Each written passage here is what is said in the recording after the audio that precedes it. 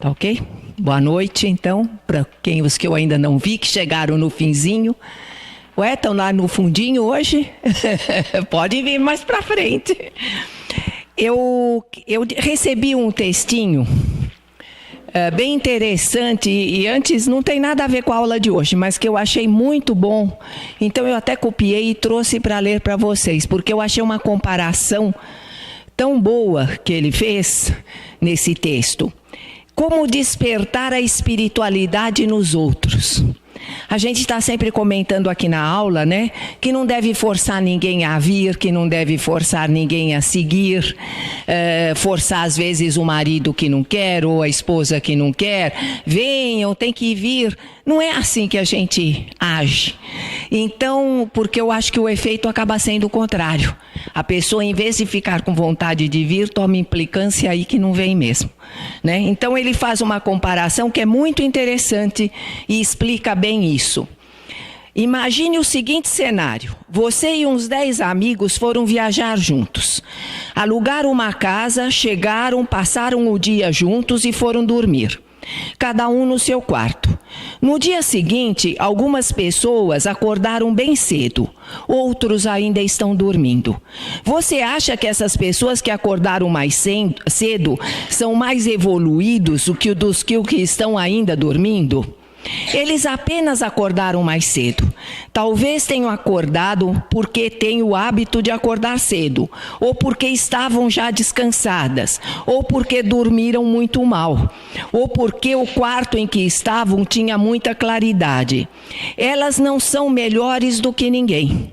Agora, o que aconteceria se elas tentassem acordar os demais? Eles iriam se irritar, iriam se incomodar, iriam brigar, eles iriam se irritar, não iriam descansar o tempo que precisavam. Eles são menos evoluídos? Não, você não sabe. O que se passou com eles? Talvez tenham tido uma semana difícil, podem estar com sono acumulado, podem ter ido dormir bem mais tarde que os outros que acordaram cedo. O que os que acordaram mais cedo devem fazer então? Apenas seguir o seu dia. Começam a fazer o café da manhã, limpar a casa, preparar a programação do dia. Começar a organizar o que querem fazer. Podem pensar nos outros e deixar o café da manhã pronto para todo mundo e já pensar nas possibilidades do dia para consultar os demais quando acordarem. Assim, quando o outro acordar, vai se sentir cuidado, vai sentir que está entre amigos, vai sentir que aquela viagem é a viagem que de fato gostaria de fazer, vai sentir que está no lugar certo. A vida desses que acordaram mais tarde pode ficar um pouco mais fácil, se aqueles que acordaram mais cedo se prepararam,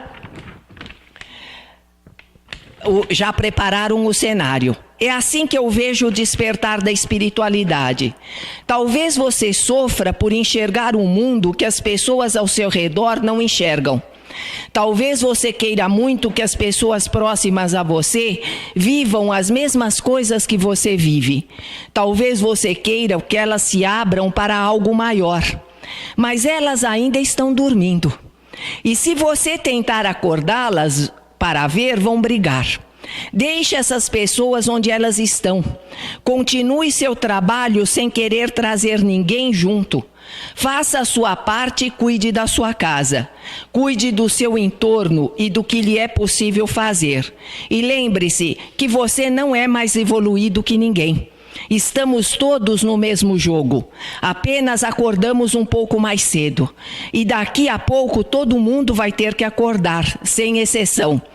Quando o sol começa a bater forte, a luz entra nos quartos e não tem como continuar a dormir.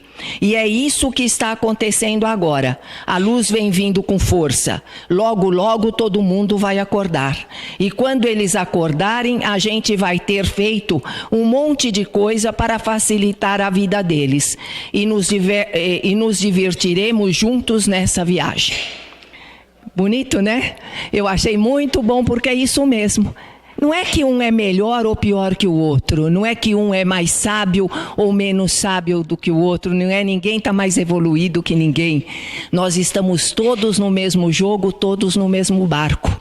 Apenas alguns acordam antes para algumas coisas, mas os outros também não quer dizer que já não acordaram para outras que nós ainda não acordamos.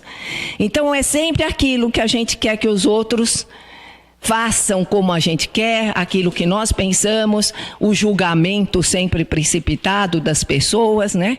Então, isso aqui eu achei uma comparação fácil de entender, né? Quem quer dormir, que durma e aproveite o seu sonho, porque uma hora vai ter que acordar. Disso ninguém escapa, do acordar ninguém escapa. Então, vamos lá para a nossa aulinha de hoje.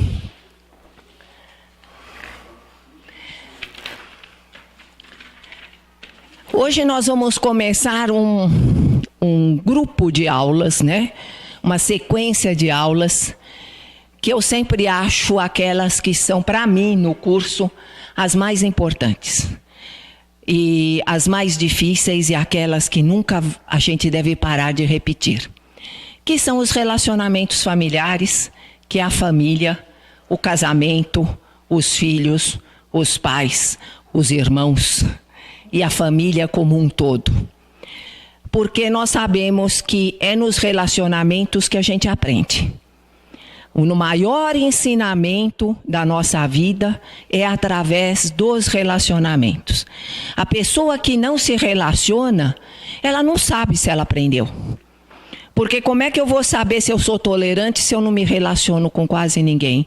Como é que eu vou saber se eu não julgo, se eu não me relaciono com os outros? Como é que eu vou saber se eu tenho ciúme, se eu não me relaciono com as pessoas? Então, os relacionamentos, na verdade, nos dão a oportunidade do nosso aprendizado. É só através do relacionamento, não só, mas é um dos mais importantes fatores que faz com que a gente aprenda e a gente evolua, né?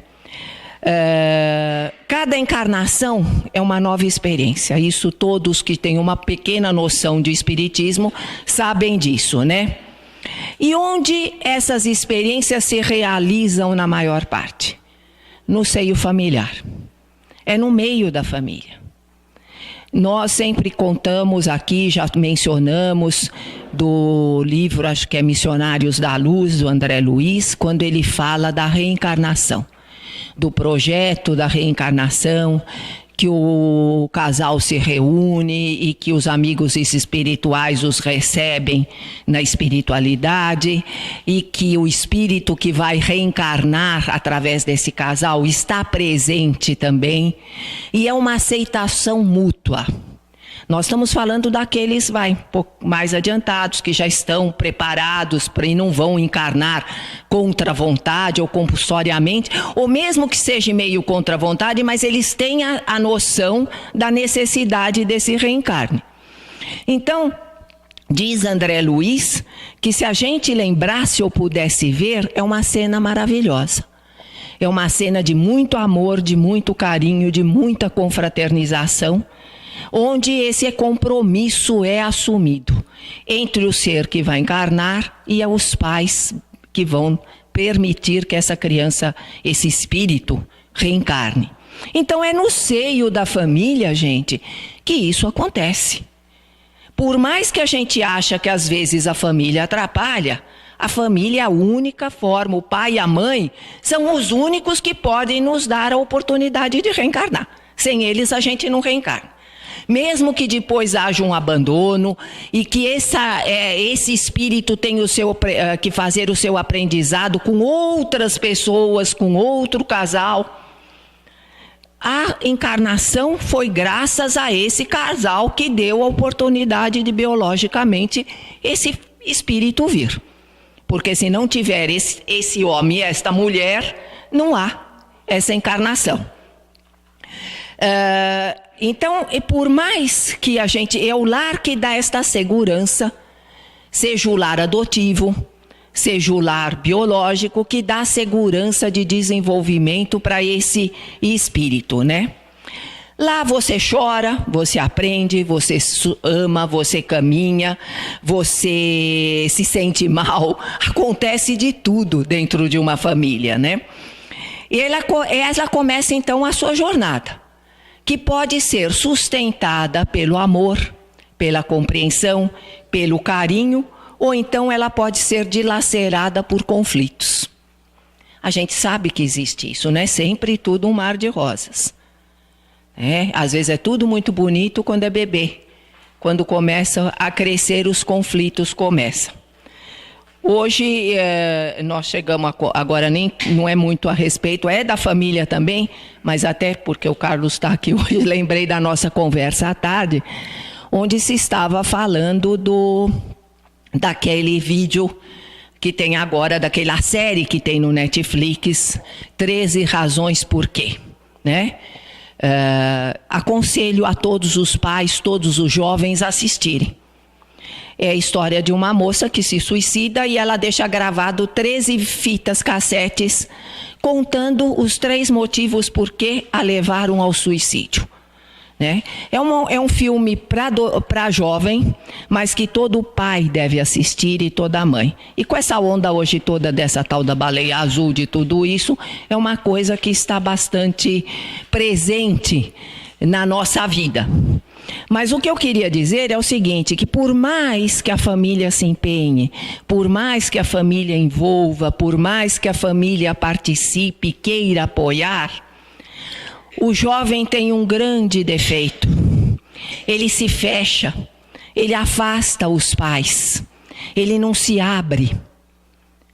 Isso é uma causa de grandes problemas. Eu tenho um sobrinho, filho de uma prima minha até, mas como ele tem a idade do meu filho, hoje é um adulto, também já pai, mas quando ele era adolescente, ele falava para mim, tia, ele viajava muito comigo, porque a mãe trabalhava muito, não tinha muito tempo, então sempre que tinha um feriado, que eu tinha oportunidade de viajar, eu levava junto com meu filho, eles têm a mesma idade. E ele falava para mim, tia, engano de vocês. Mãe só conhece bem o filho e sabe o que passa na cabeça do filho até 10, 11 anos de idade. Depois, a gente não fala tudo o que sente. E eu acho que é uma grande verdade. Porque eu também me lembro de mim jovem, eu também não falava tudo o que eu sentia para os meus pais. Quantas angústias, quantos nervosos, quantos dissabores eu tive que enfrentar dentro de mim mesma e resolver, porque eu não queria me abrir. E olha que triste, se eu me abrisse, talvez os meus pais me ajudassem, fosse menos sofrido falando e me abrindo do que sozinha. Mas o jovem faz isso, ele não se abre, ele não conta. E essa série mostra muito bem isso, os conflitos de todos aqueles adolescentes envolvidos, e nenhum deles contou para a família. Nenhum deles se abria e contava nada do que estava acontecendo, embora muitos dos pais quisessem saber. Se preocupavam, viam uma transformação, uma coisa diferente, queriam ajudar. Mas era mantido à distância. Então, por mais próximos que nós sejamos dos nossos filhos, nós temos que estar muito atentos dos nossos filhos, dos nossos sobrinhos, dos nossos netos, de todos aqueles que são postos no nosso caminho, conhecidos, às vezes filhos de amigos que se aproximam muito da gente. Ficarmos atentos aos sinais, porque os sinais estão ali mostrando, às vezes, um desespero, um desconforto, uma angústia, que é difícil de perceber, ou de a pessoa se abrir. Então, hoje não tem filhos, o único filho que está, você já é uma mais adulta, mas o mais novo é o Douglas ali no fundo. Abram-se com os seus pais. Ponham para fora o que vocês estão sentindo, porque ninguém melhor que os seus pais para ajudar. Ninguém vai aconselhar, pode até não ser, às vezes, o mais certo, mas é o mais com amor, é o mais pensando na sua felicidade. Nenhum pai, nenhuma mãe deixa de pensar na felicidade dos seus filhos. Então a família, gente, ela é importante muito por causa disso. É o núcleo da sociedade.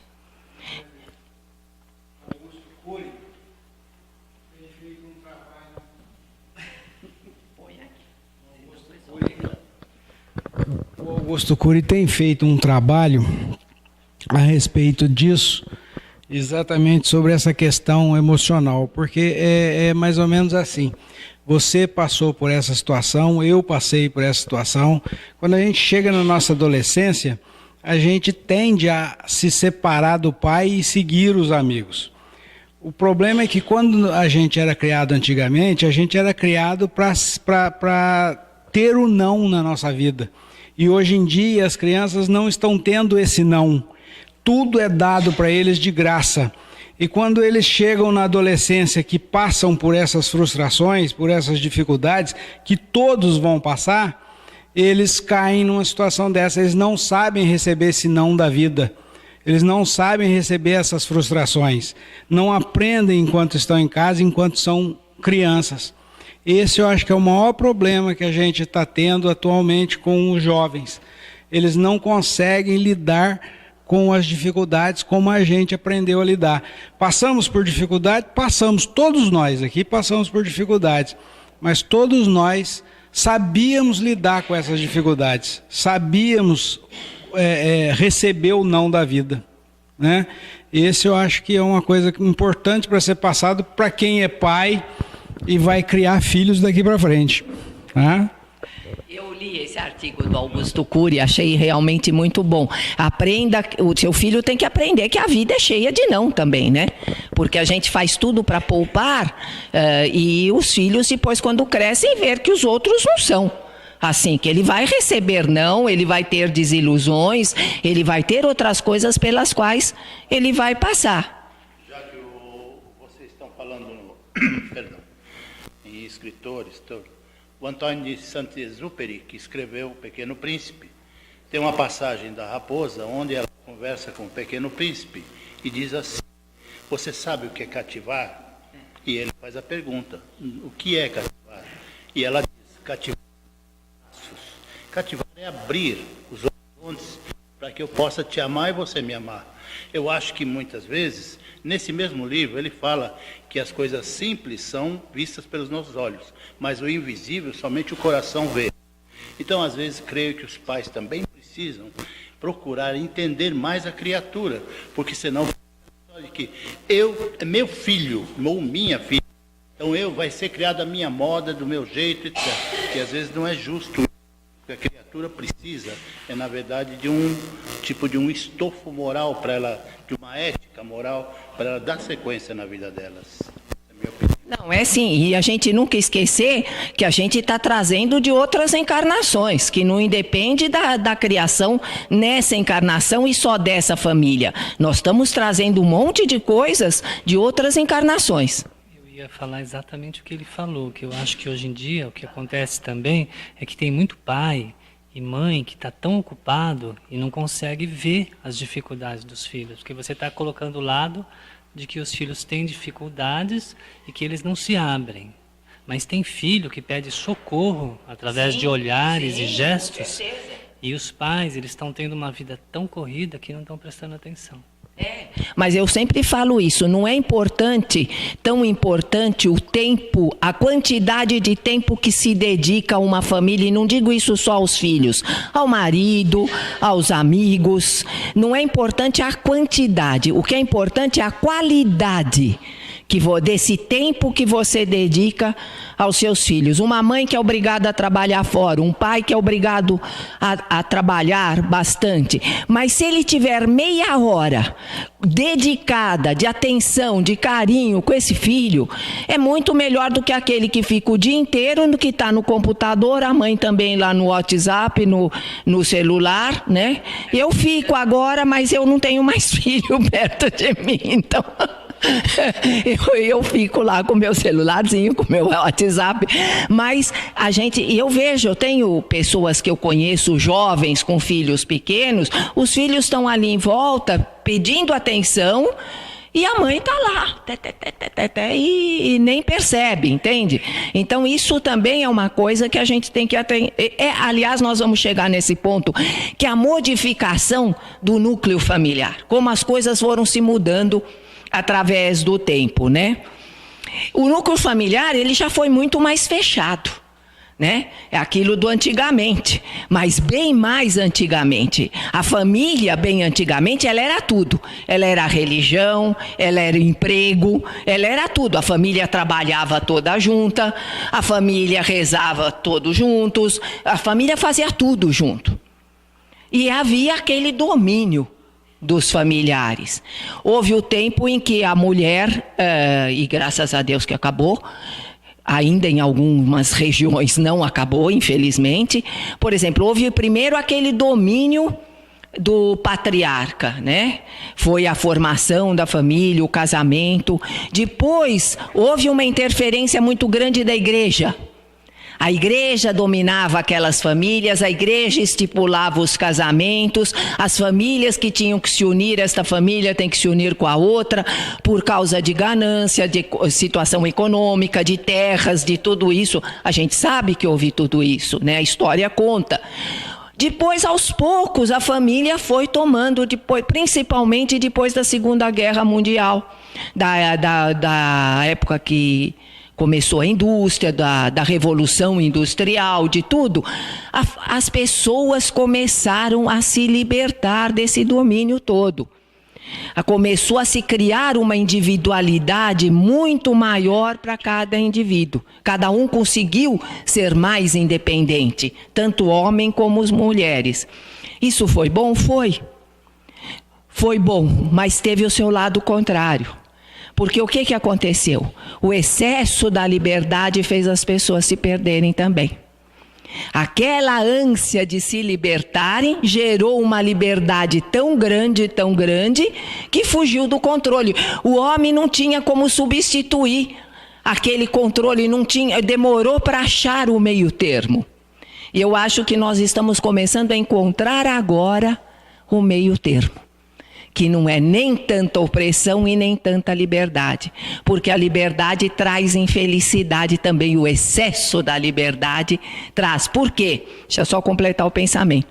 Porque no fundo nós temos consciência, nós temos a noção de sentimento, de respeito, de seriedade. Está lá no nosso íntimo, dentro de nós.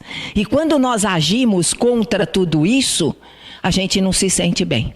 No fundo, por mais moderno que eu queira me mostrar, por mais independente que eu queira parecer, eu me incomodo com algumas coisas que eu acho que eu tenha feito em excesso, né? Fala.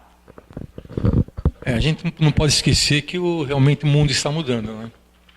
E de geração a geração, os pais agem diferente. E hoje não somos nós que criamos nossos filhos. Quer dizer, os pais de hoje não criam seus filhos. Eles são criados pelo global. As informações que eles recebem são informações mundiais. Não são só os pais. É claro, os pais têm que ficar de olho e observar o que acontece.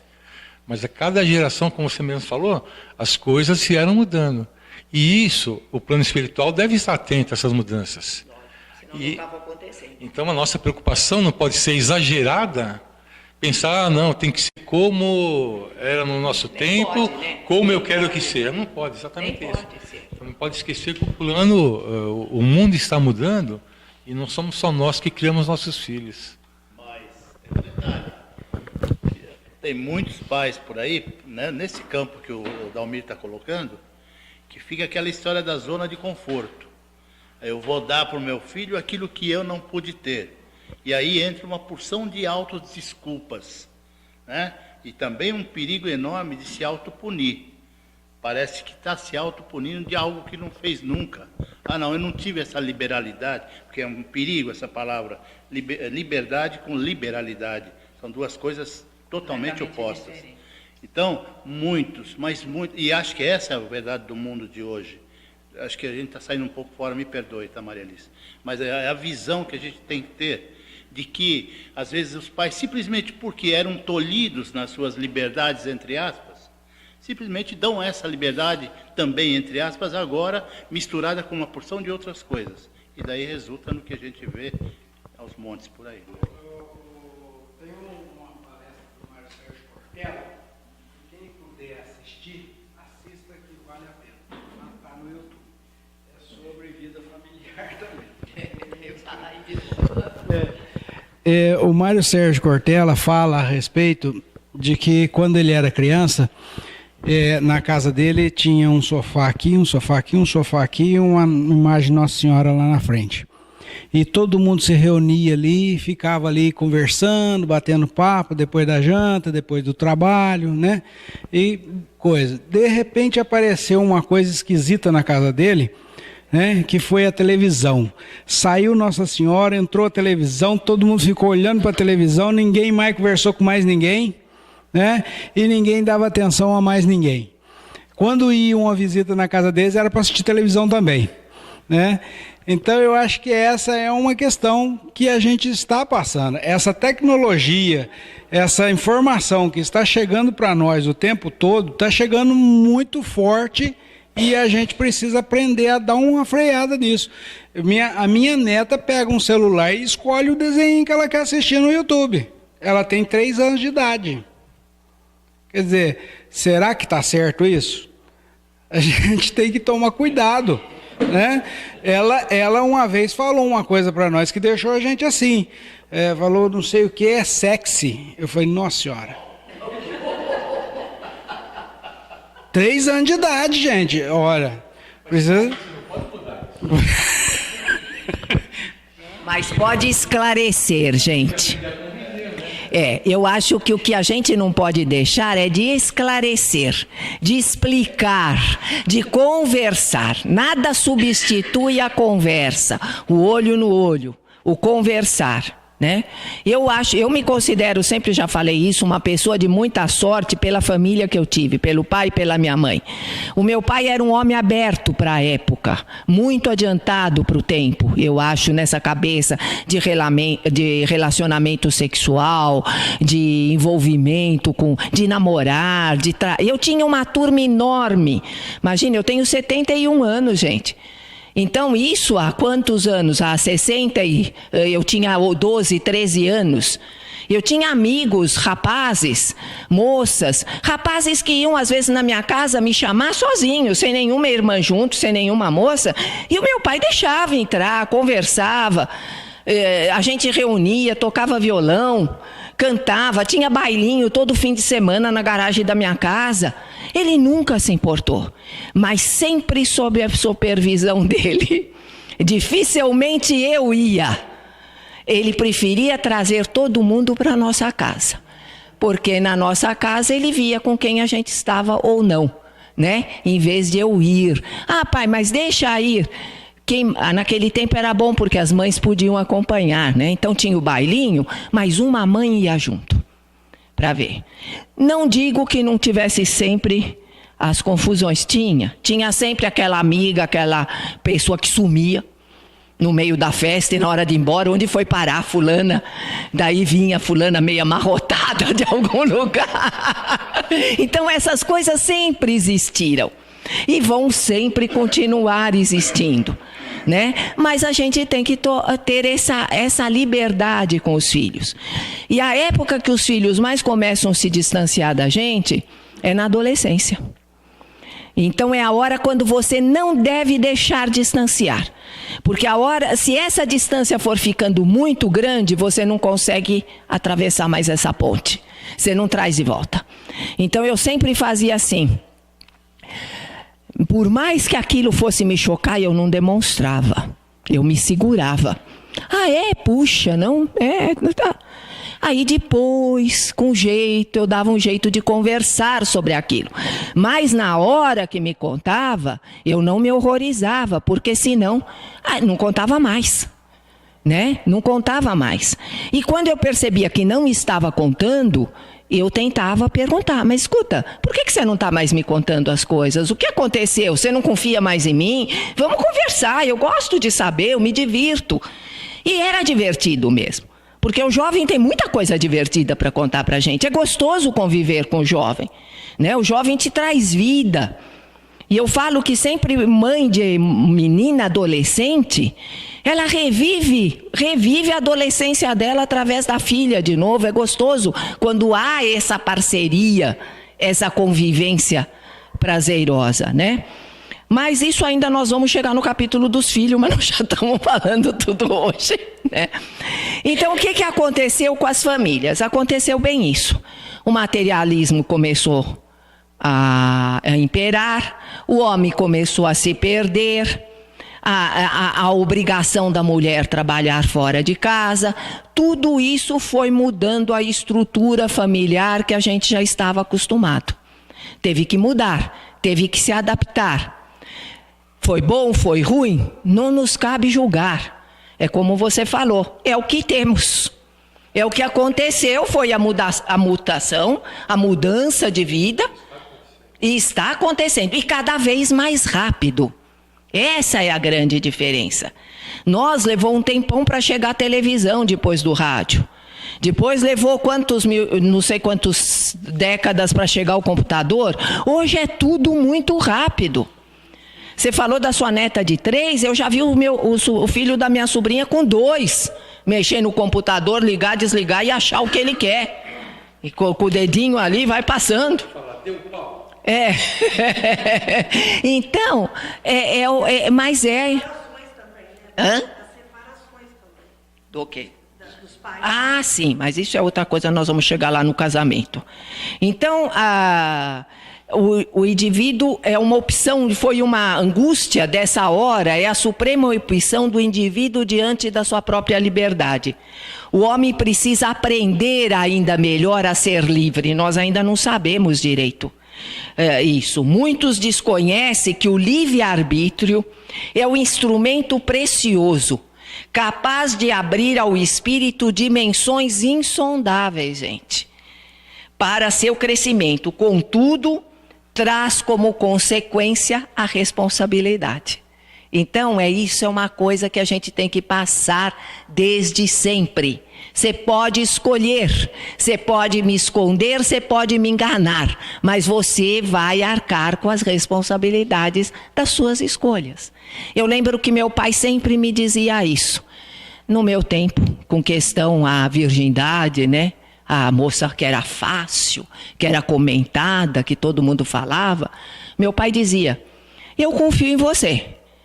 Só que tem uma coisa, se eu posso sofrer se alguma coisa te acontecer, mas a pessoa que mais vai sofrer é você mesma.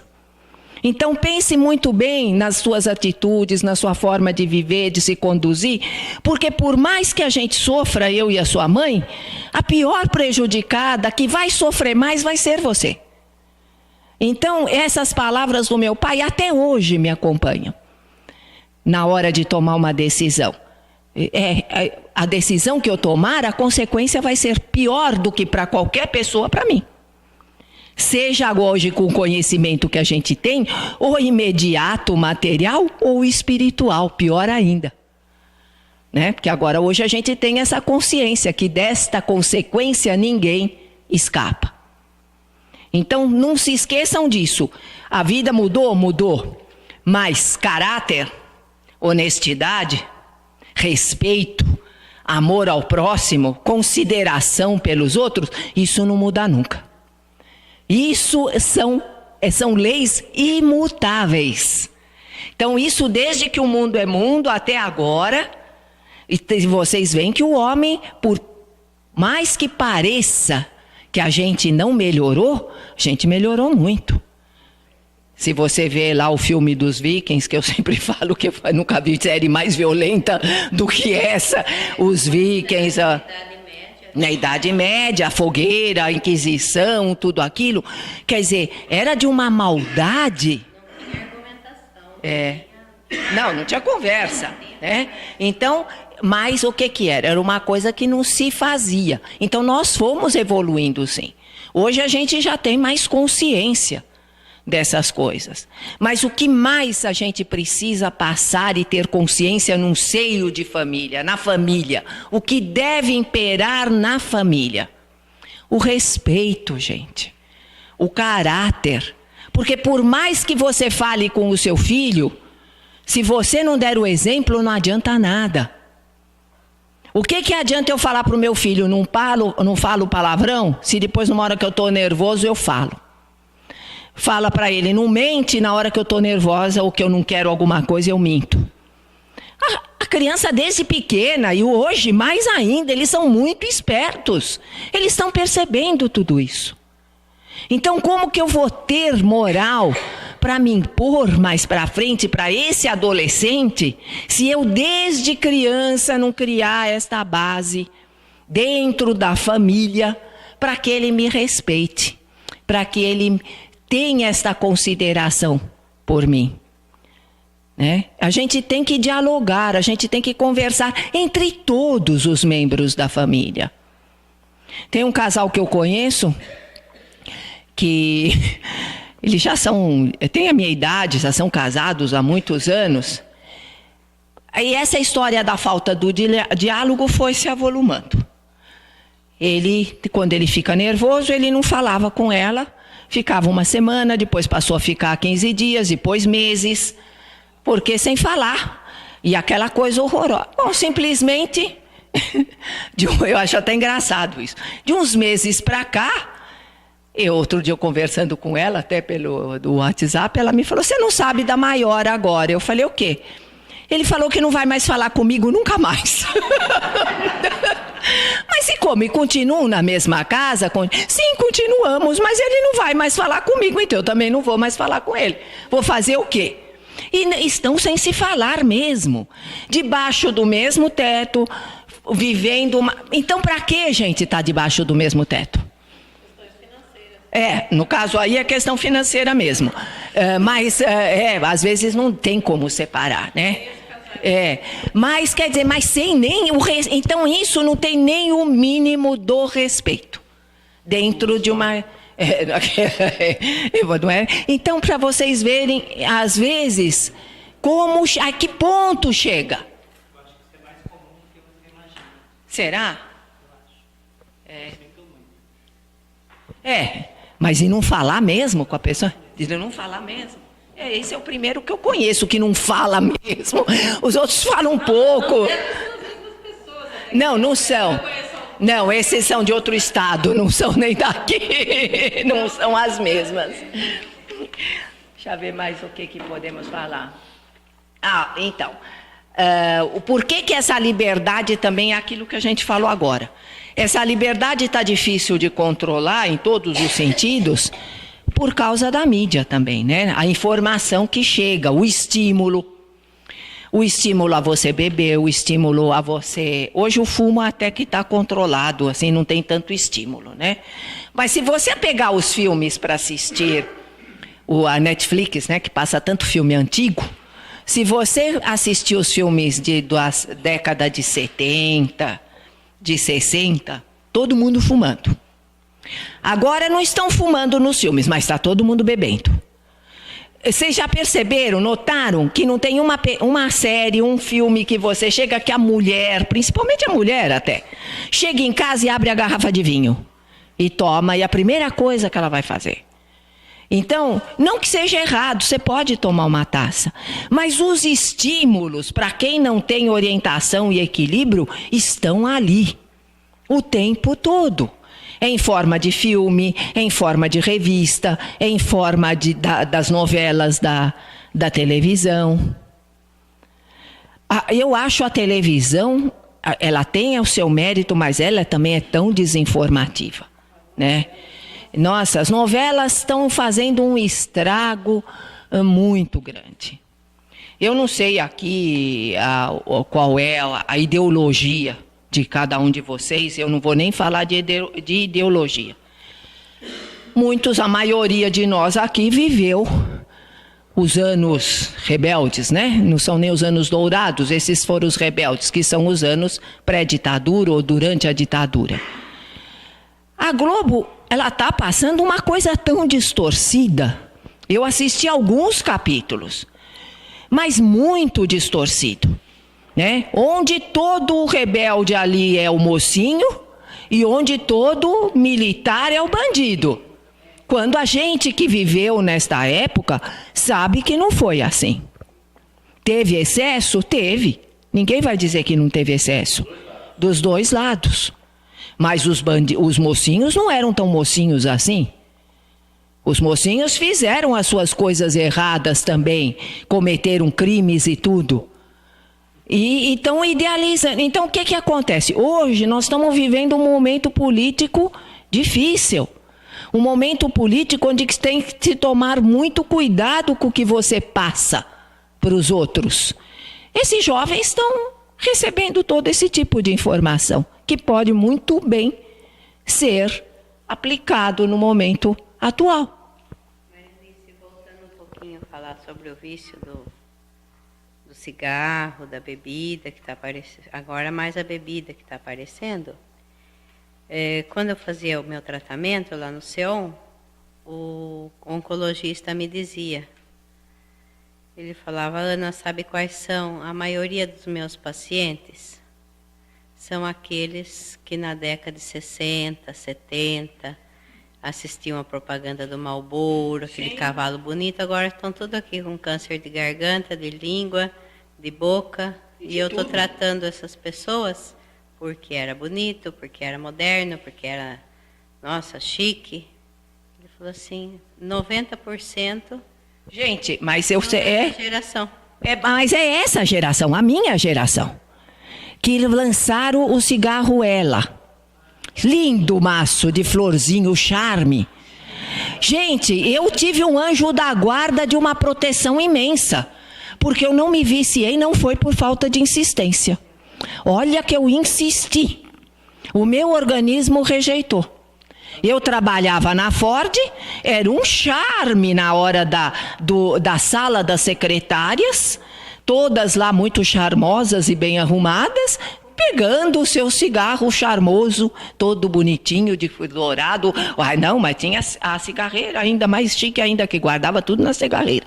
Então aquilo era um charme, eu me sentia deslocada e constrangida. Eu não fumava. Aí comecei a insistir, mas não consegui. Não deu, meu organismo não aceitou aquilo e eu acabei desistindo. Mas pura Maria vai com as outras, para me sentir ali bem no grupo. Por quê? Porque a gente não tinha a consciência que se tem hoje do malefício do cigarro, né? Por exemplo, a maior dificuldade que a minha filha está tendo agora na gravidez é não fumar. Ela está sofrendo horrores para não fumar. Né? Espero que depois não volte, que aproveite isso e abandone o cigarro. Mas a gente sabe dos malefícios, né? O Carlos deve estar se sentindo mal, Carlos, não? Sem querer fazer nenhuma crítica a ninguém, e tem as exceções, evidentemente, mas grande parte dessa turminha dos bons tempos, eles aprenderam com quem? Com a própria família. Eu me recordo perfeitamente dos meus falecidos pais. Minha mãe não, mas o meu pai, com aquela alemãozada toda lá, quando se reuniam, e era todo fim de semana, era uma festa de cigarro, dentro de casa. Então, quem não fumava, garotos, garotas, meninas, minhas irmãs, quem não fumava, de qualquer forma, ia aspirar aquilo lá. Ia mesmo. Então, eu acho que não é por culpa neles, não é culpar essas pessoas. Não se culpa isso. E a gente sabe que é uma dependência do espírito também. Ele ainda traz, através das encarnações, esse tipo de dependência ainda. A gente traz nas encarnações a dependência do álcool, a gente traz a dependência do cigarro, das drogas, de tudo, né? Não só colocar que eu fiz um tratamento espiritual para parar de fumar. Então, acho que eu vou trazer ela no Josias, ela vai estar aqui no sábado, pedir uma ajuda para o Josias. Então, mas é isso mesmo, precisa de uma ajuda. Não tinha informação nenhuma. Mas na geração da minha filha já tinham a informação. Sim, caiu de boba, porque já tinha muita informação, né? Agora, eu ainda que dou graças a Deus que não fumou, que não entrou na maconha. Porque quando eu fui morar em Florianópolis, onde eu cheguei e falei para ela, não anda com quem fuma maconha. Ela falou, então não vou andar com ninguém. Porque todo mundo fumava. Todo mundo fumava ali. Era praia e ali não tinha nem a dificuldade para adquirir. Nós morávamos num núcleo de praia, na esquina, em qualquer esquina, o conhecido, teu vizinho vendia. Entende? Então, era uma coisa que a gente tinha que ficar muito atento. Muito atento. Né? Alguns se viciaram, alguns largaram, não eram adictos, porque o adicto depois não consegue largar. Eram aqueles que eram por curiosidade, né? Mas fizeram isso. Então, esta liberdade é que fugiu do controle familiar. Você não tem como controlar. Você hoje não tinha, eu já não tinha como ter um controle sobre tudo, e hoje os pais têm menos ainda. Porque cada vez mais a influência de fora está pesando. Eles querem e vão. O morar sozinho não é errado, porque você vê que nas sociedades nos países mais adiantados, é natural e normal o filho morar sozinho. Ele se torna independente, ele se torna responsável. Eu acho isso uma boa. Meu filho foi amadurecer depois que foi morar sozinho. Que saiu, que foi para Florianópolis morar por conta dele, foi que ele amadureceu. Ele era super infantilizado e mimado. Na Itália, os homens de 30, 40 anos adoram morar com a mãe e pai. Sim, e hoje voltaram, né? Hoje voltou-se a isso por causa das dificuldades econômicas, por causa de tudo que está acontecendo. Hoje os filhos estão voltando a morar com os pais até bastante idade, né? Tem aquelas casas grandes, muitos quartos, e os filhos foram saindo, formando a família. Agora a dificuldade financeira está muito ruim, então eles estão voltando com a família, com os filhos, morar tudo junto. Então, será que não é até um movimento da espiritualidade para isso de novo? É uma coisa da gente se questionar. Porque voltar a resgatar as origens familiares, a convivência familiar, né? Porque a convivência familiar ficou meia difícil mesmo, né? As pessoas estão se distanciando muito uns dos outros. Sorte de quem consegue ainda manter esse núcleo, ter a reunião. O jovem ganha uma bolsa de estudo se ele for morar num asilo. Na Holanda. Então ele cuida, ele faz amizade com os idosos. Ele tem que dedicar 3 horas, não sei quantas por dia, para cuidar dos idosos. Ele come, dorme, bebe no asilo. Que tá sendo em troca do estudo, para ele não ter gasto, ele está convivendo com o idoso. Ele distrai o idoso nos asilos e convive com ele, diz que está sendo muito bom para os dois lados, né? Para os dois lados. Então, e assim é que vai acontecendo. E nós não podemos esquecer que na formação familiar, Deus coloca no nosso caminho as pessoas com as quais a gente vai ter que aprender, né? Eu sempre digo que no casamento, no casal, né? Hoje a instituição do casamento é outra coisa que mudou. Antigamente o casamento era aquela coisa, era institucionalizado, não se pensava que não se podia casar. Hoje não, hoje já estão morando juntos e a gente pergunta, vocês vão casar? Né? Porque não são. Por exemplo, na minha família mesmo, agora vai ter filho, vai ter tudo, não são casados. Eu perguntei, vão casar? Não sei. Quer dizer, não sabe, não é necessário mais para eles o casamento em si, né? É a convivência, é o respeito, e eu concordo com isso, porque não é o papel escrito que vai manter ninguém ao lado do outro. Não é o papel escrito que vai fazer você ser respeitado. Você é respeitado porque você se faz respeitar. Um respeita o outro porque sabe que tem que respeitar. Mas são aquelas instituições que ainda são válidas. Eu acho que é uma instituição que ainda é válida, né? O casamento, a família, Não pode também ser assim, não, hoje mais ninguém mais casa, hoje ninguém mais liga, cada um faz o que quer. Quer dizer, eu ainda sou meio antiga para isso, eu gostaria que casasse. Eu gostaria que formasse uma família constituída, né? Que também não vai adiantar, porque amanhã se tiver que separar, separa, ou não separa e fica sem falar um com o outro dentro da mesma casa.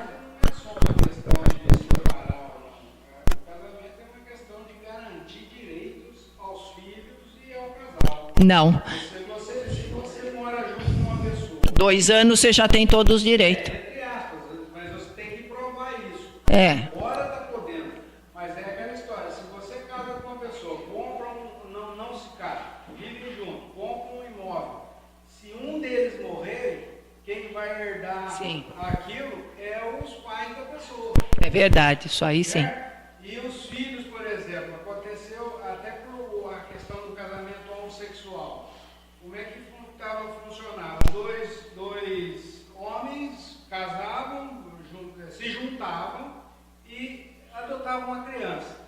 A hora que um deles morria, o pai do outro vinha, pegava a criança e levava embora e não estava nem aí com o outro que era pai também.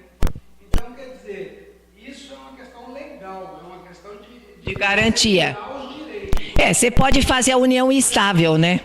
Você pode fazer a união estável sem ser o casamento que te assegura os mesmos direitos. Mas ainda bem que hoje já você ficando um tempo junto, você comprovando que você está junto, você tem os mesmos direitos como se fosse casar. Está construindo casa na fazenda do marido, não se casou, não se juntou, está construindo na casa, não sei o quê. Na hora que ele morrer, a filha dele vai levar a fazenda inteira. Uma pergunta, eu não queria ofender ninguém mesmo. O casamento é para isso, é para garantir bens, não é por amor? Também. Mas não deixa, nós estamos vivendo numa sociedade que tem que ter a sua segurança. Vai fazer uma parte, porque com certeza tem que ser por amor, né? O que acontece é que com a convivência, muitas vezes o amor vai diminuindo, até o respeito diminui, e na hora que uma das pessoas morre, é o que o Rodolfo falou, a família do outro vem e ele bota 10 advogados em cima e tira tudo que tem que tirar se não tiver tudo garantidinho por papel. Até a união estável, ela é questionável. Só a instituição, que é o casamento, é legal. O casamento é inquestionável por qualquer advogado. É bom saber, tá vendo? Por isso foi feito aquele monte de passeata que fazem na Avenida Paulista e tal, para que os homossexuais tivessem os direitos legal, a ponto de ninguém tirar filho, bens, imóveis. Eu mesmo... direito à pensão. Eu mesmo cansei de ver casais em situação muito boa financeiramente em São Paulo, quando um morria, a família do outro, que tinha 5 postos de gasolina, chegava e pegava tudo que era daquela pessoa. E aí não é uma questão de dinheiro, é uma questão de péssima moral, péssimo caráter. Eu ia te falar isso. Agora, aí o que é? Não é nem a questão da lei, é a questão do caráter, né? Porque aquele que tem o caráter, ele não faz isso. Aquele que tem consciência, ele não faz isso. É porque se ele faz, é porque ele não tem caráter, ele não tem consciência. Ele lesa, porque na sua consciência, ele sabe que eles estão lesando a outra pessoa. É o que eu acabei de dizer agora há pouco. O que teria que ser a base da família? O caráter, o amor, o respeito, né? A família é para isso. Isso que envolve a família.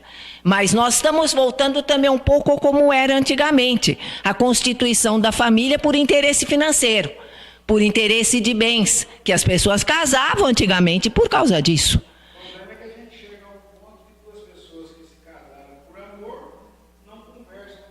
Pois é, que eu acabei falando. E o amor acaba, gente. E a próxima aula vai ser bem isso, sobre o casamento.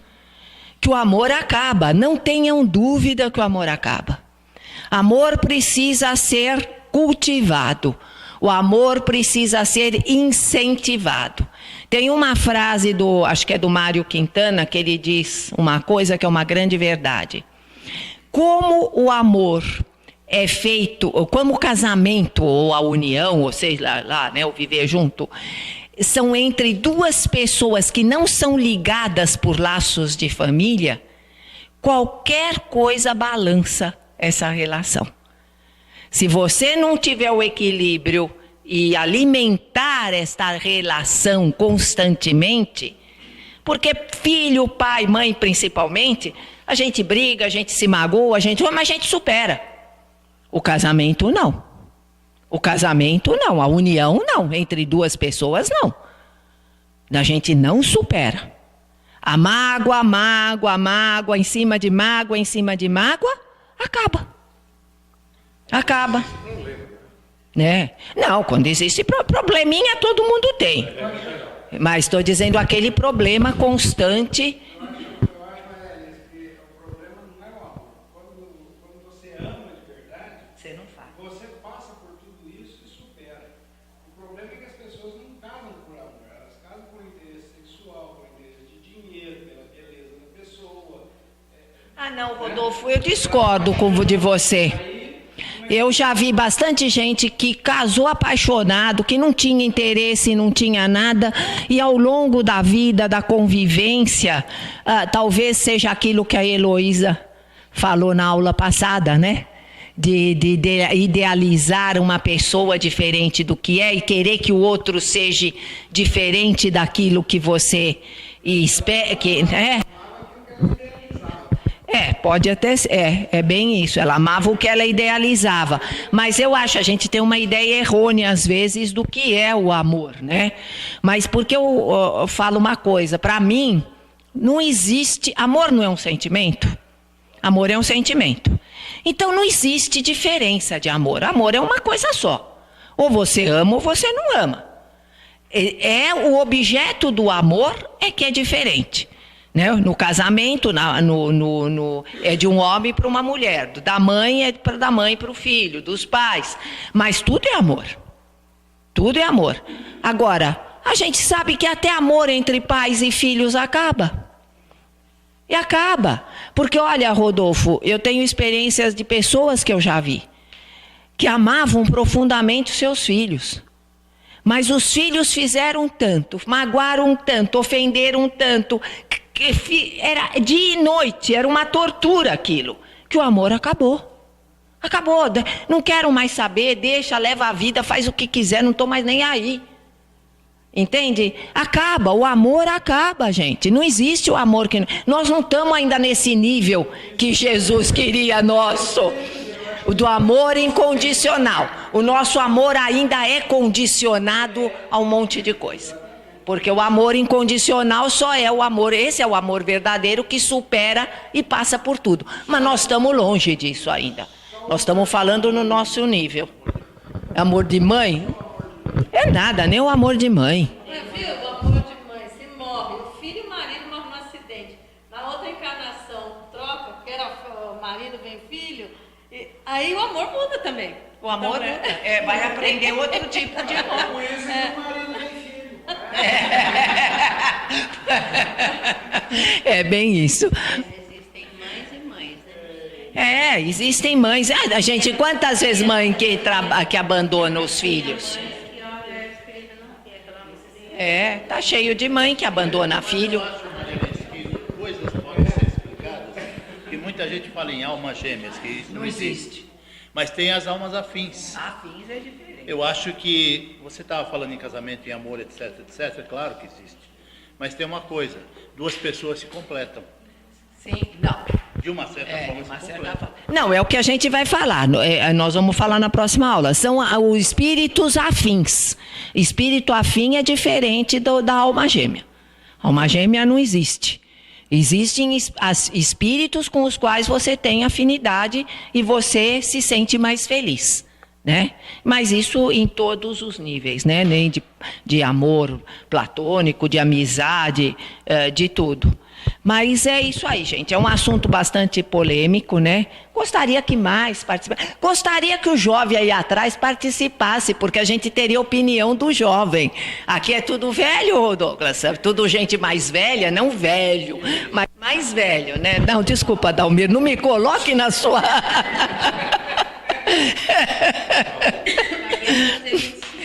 Então é isso, né?